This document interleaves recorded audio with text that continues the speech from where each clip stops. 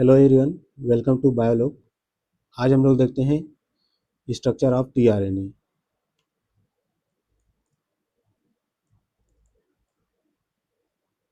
तो इसके लिए दो मॉडल दिया गया था। सबसे पहले इसके लिए जो मॉडल दिया गया था उसका नाम है 2D मॉडल, या इसी को दूसरे नाम से जानते हैं क्लोवर लीफ मॉडल के नाम से, जो कि दिया गया था रॉबर्ट होली के द्वारा।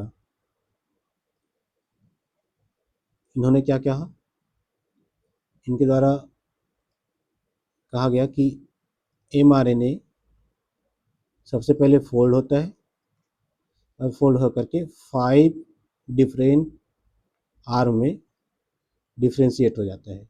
इनके अनुसार ये जो आर्म बना 5 डिफरेंट आर्म, सपोज ये आर्म है और ये उसका लूप है, तो इन आर्म्स के बीच की दूरी कम है और ये एक दूसरे के कम्प्लीमेंट्री होते हैं, इसलिए इसके बीच एज बॉन्ड पाया जाएगा। और क्योंकि लूप में इनके बीच की दूरी ज़्यादा है, इसलिए एज बॉन्ड यहाँ पास नहीं पाया जाता है। इस हिसाब से प्रत्येक आर्म के पास, इन 5 आर्म में से प्रत्येक आर्म के पास एज बॉन्ड होता है और लूप में एज बॉन्ड एब्सेंट होता है। और एक आर्म, एक्सेप्टर आर्म, या इसी आर्म को बोलते हैं अमीनो एसिड बाइंडिंग आर्म। यहाँ लूप एब्सेंट रहता है। सबसे पहले इसके बारे में लिखते हैं हम लोग कि इसमें लूप एब्सेंट, यहाँ देखिए किसी प्रकार का कोई लूप नहीं पाया जा रहा है। इस वाले को बोलते हैं पहला arm, amino acid attachment site या और बाइंडिंग लूप। तो इसमें एब्सेंट है लूप। अब देखते हैं इसमें इसमें 3 प्राइम OH पाया जाता है। इस 3 प्राइम OH साइट पे एक स्पेसिफिक सीक्वेंस पाया जाता है जो CCA है, और इसके दूसरे साइड 5 प्राइम, ये वाला देखिए, ये वाला 5, ये वाला 5 प्राइम फॉस्फेट है। इस साइड स्पेसिफिक सीक्वेंस में ग्वानिन पाया जाता है। मतलब जो लास्ट बेस पेयर है वो अल्टीमेटली देखें तो ये है प्यूरिन्स। रिमेंबर दैट कि mRNA के स्ट्रक्चर में 2D मॉडल में 5 prime side and 3 prime side में किस प्रकार के बेस पेयर पाए जाते हैं, तो पाए जाते हैं प्यूरिन्स। अब हम लोग देखते हैं कि इसके जस्ट अपोजिट वाले आर्म कौन सा पाया जाता है। इसके जस्ट अपोजिट एंटीकोडॉन आर्म पाया जाता है। इस एंटीकोडॉन आर्म के बारे में देखते हैं हम लोग कि क्या क्या लिख सकते हैं इसके बारे में। तो हम लोग अभी देखने वाले हैं एंटीकोडॉन आर्म। दूसरा है एंटीकोडॉन आर्म, दूसरा एंटीकोडॉन आर्म्स। ये या इस एंटीकोडॉन आर्म में अगर हम लोग देखें तो ये जो एंटीकोडॉन आर्म है उसमें लगभग 7 बेस पेयर पाया जाता है। कितना बेस पेयर? 7। यहाँ पास लेकर के 1 2, ये 3, ये 4, 5, 6 और ये 7। इस 7 बेस पेयर में से out of 7 only 3 base pair as a anticodon work करता है। और इस 3 बेस पेयर के जस्ट अपोजिट साइड होता है 3 बेस पेयर जो कि mRNA के होते हैं। तो ये एक दूसरे के कम्प्लीमेंट्री होते हैं। इस प्रकार से mRNA के जो कोडॉन के 3 बेस पेयर्स है उसके जस्ट कम्प्लीमेंट्री एंटीकोडॉन के 3 बेस होते हैं इन 7 में से। तो एंटीकोडॉन आर्म रिकॉग्नाइज करता है mRNA के कोडॉन्स को मेनली,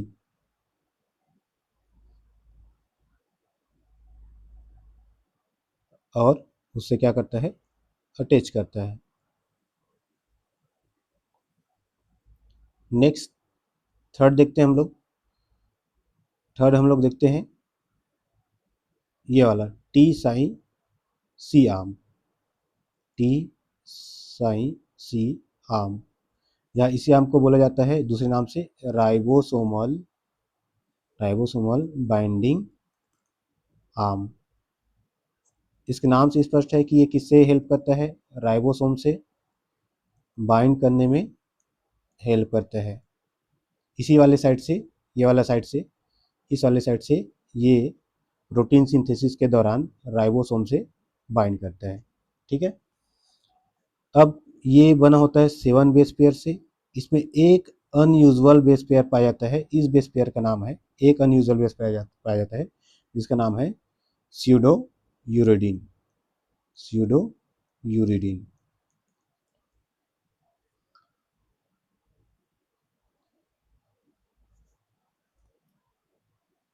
नेक्स्ट है, इसके बाद है नेक्स्ट हम लोग देखते हैं ये वाला, कौन सा आम, चौथा वाला आम। इसको बोलते हैं DHU, DHU dihydro uridine loop, या इसी को बोलते हैं amino acyl synthetase enzyme recognition site. तो नेक्स्ट हम लोग देखते हैं फोर्थ का नाम क्या है, DHU लूप। ये DHU लूप 8 से 12 बेस पेयर से बना होता है। इसमें एक एबनॉर्मल बेस पाया जाता है, इस एक एबनॉर्मल बेस का नाम है dihydro uridine. Dihydro uridine unusual base पाया जाता है। इसका मेन काम होता है amino acyl synthesis binding loop के नाम से भी इसको जाना जाता है। इसको और कौन से नाम से जाना जाता है, amino acyl synthetase binding loop. इसका फंक्शन होता है, मेन काम होता है इसका कि ये रिकॉग्नाइज करता है, रिकॉग्नाइज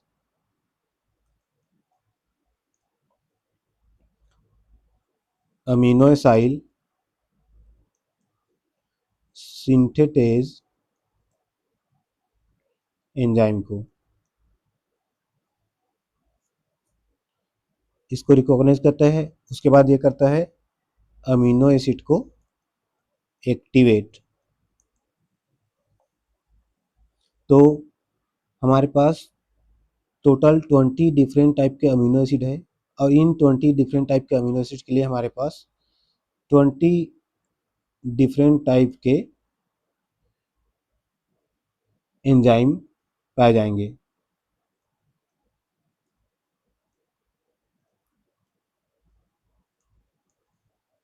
ठीक, हम लोग इस स्ट्रेस को यहाँ से देख लेते हैं। यहाँ पर देखिए, यहाँ पास कितना पाया जाएगा बोला गया है, 8 से 12 बेस पेयर। एक यहाँ पास कितना पाया जाता है, 8 से 12, 1 2 3 4 5 6 7 8 9 10 11 12, और इसमें से एक जो बेस पेयर रहेगा सपोज, वो क्या है, डाईहाइड्रो यूरेडिन। ये करता क्या है बोला गया है, तो ये अमीनो एसिड एंजाइम को, amino acid tRNA synthetase enzyme को रिकॉग्नाइज करके बाइंड करने का काम करता है। ठीक,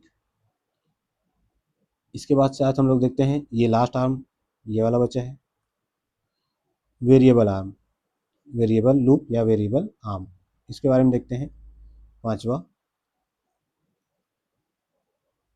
ये करता क्या है और इसका फंक्शन क्या है। तो पांचवे का नाम है, इसको एक्स्ट्रा आर्म के नाम से भी जाना जाता है, या इसी को वेरिएबल आर्म भी कहा जाता है। तो होता क्या है इसमें, ये किसके किसके बीच प्रेजेंट है, टी साइन सी लू एंड एंटीकोडॉन लूप के बीच में प्रेजेंट होता है, प्रेजेंट बिटवीन टी साइंसी लूप एंड एंटीकोडॉन लूप। इसका फंक्शन होता है कि ये टीआरएनए को आइडेंटिफाई करता है।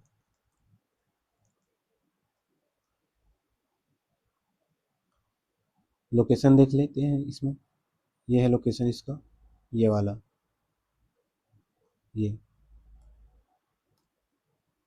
देखिए, ये लोकेशन है वेरिएबल लूप।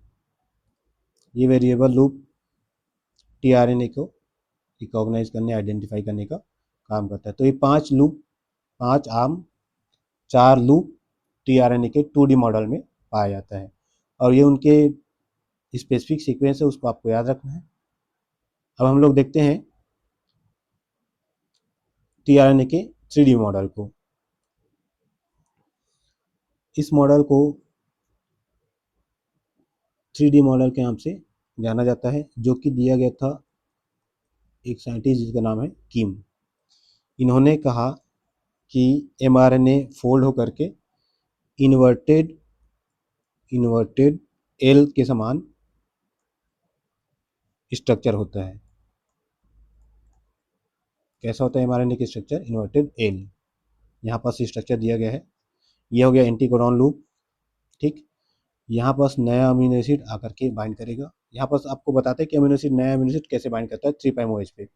सपोज ये ACC वाला रीजन है, सॉरी CCA वाला रीजन है, CCA वाला रीजन है टीआरएनए का, और यहाँ पास है OH 3' में, और इधर कोई अमीनो एसिड पाया गया। सपोज ये एक अमीनो एसिड है COOH, ये सी टर्मिनल हो गया, ये एन टर्मिनल हो गया, ये कोई भी अमीनो एसिड मान लेते हैं सपोज। तो यहाँ पास H2O, ये H और ये O माइनस हो जाएगा, तो यहाँ पास -H2O करते हैं, तो इसके और इसके बीच एक बॉन्ड बन जाएगा। देखिए, इसके और इसके बीच एक बॉन्ड बन गया, इसके और इसके बीच एक बॉन्ड बन गया। तो ये जो बॉन्ड बना, इसको बोलते हैं पेप्टाइड बॉन्ड। तो नए अमीनो एसिड के C टर्मिनल का और टीआरएनए के 3' OH का बीच पेप्टाइड बॉन्ड का फॉर्मेशन होता है।